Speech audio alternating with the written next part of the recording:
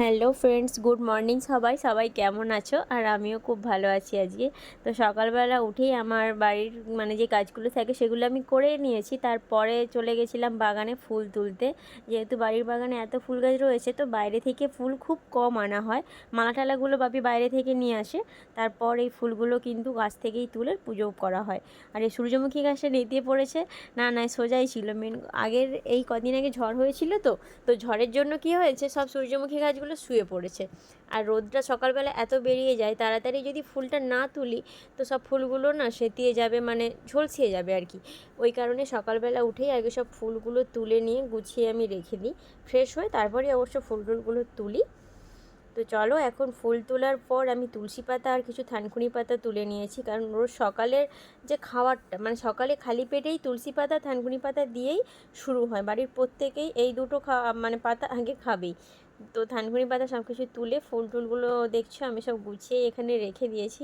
আরও কিছু কাজ ছিল, সেগুলো সব কিছু করে এখন আমি যাব তোজো সোনার কাছে। কিছু না, ওকেও ফ্রেশ করে দিয়েছি, চোখ মুখ মুছিয়ে চুল নাচড়ে। ওর কালকে ফ্লিপকার্ট থেকে একটা পার্সেল এসেছিলো, ওর পার্সেল না, ওর খাওয়ার স্টিক আর কি। ও খেলাও করে, খায়, সব কিছুই করে। ওর রিয়েকশানটা দেখো। ও আমাকে চাইছে যথারীতি যে এখন আমাকে ওটা দিতে হবে, কিন্তু না, এত সকালে তো ওকে দেওয়া যায় না, তাই দিলাম না। তো তারপরে আমরা সকালে একটু খেতে বসেছিলাম, ওই মুড়ি হালকা আর আলু ভেজেছিল। তো সেটা মিঠি বিট্টুকে দিয়েছি, ওরা তো খাচ্ছে না।